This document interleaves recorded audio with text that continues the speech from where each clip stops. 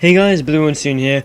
Today I just want to start off the new series FPS 101 with just some general tips about Final Stand, ready for you guys when it comes out on full release. At the moment I believe it's still playable on CTE, probably will run out within a couple of hours or a couple of minutes even.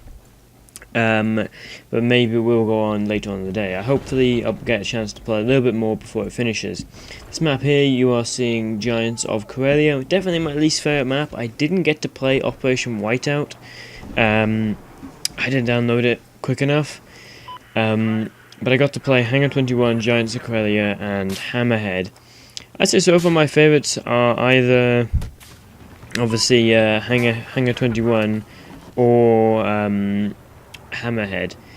I'd say I enjoyed parts of Hammerhead more, but I enjoyed Hangar 21 overall. But either way, there have been a lot of changes in the Final Stand sort of releasement. There's a lot of things that are going to change, and I'm going to go over a few of them with you now. They are, first of all, a lot bigger maps than before. They're a lot larger than we've seen. You can see this one here is a very big map. Hangar 21 is big in the retrospective of the fact that it's quite long. It's not exactly thick, but it's a long map. And the bases extend out to, off parts of the map. They're not in the standard places you'd expect. A few other things. They are mainly snowy. Even on this map, which is like I said, Giants of Corellia, it isn't really that snowy. There are parts of snow, I believe, just there on the right you can see a bit, up on the mountain, and just there down as well on the ground. So they are very snowy maps. Hammerhead obviously has a giant frozen lake, Hangar 21 has bits of snow on it, and Operation Whiteout takes place in an Arctic base. So quite a lot of snow around, and I kind of like that, aside from the fact that you sometimes lose your sights. There are a lot of vehicles, along with some infantry combat. There's the new hover tank, there's new snowmobiles, you've got the standard tanks with the LAVs, and something new called the MKV, which is actually not called the MKV in the game, but everyone's calling it that, and I've just got used to calling it as well.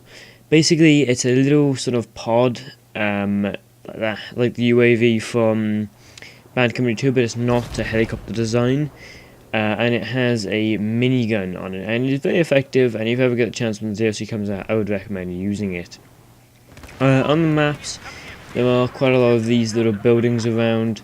They're quite nice little buildings. I really like playing in them, because I like that kind of combat where you're not sure which building they're in, and it's fun to try and capture or defend a flag with them. Just here you see one of the new stationary weapons called the SC-42, which is essentially a mounted shotgun, except it is powerful as hell. I didn't get to use it much. I'd never got to use the hover tank,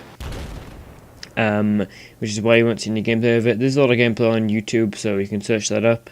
But as you can see here, when you fire this, I'll do it in a minute, there is a big blast of shells, what you saw before. This map here is Hangar 21.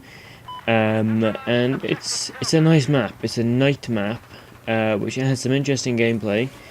Personally, I like it. I think it's dark enough, but it's not too light at the same time, and it's very fun and entertaining to play. A few other things. There's some very futuristic stuff in Hangar 21. There's a base up the top which has a Titan in it. There's mech suits.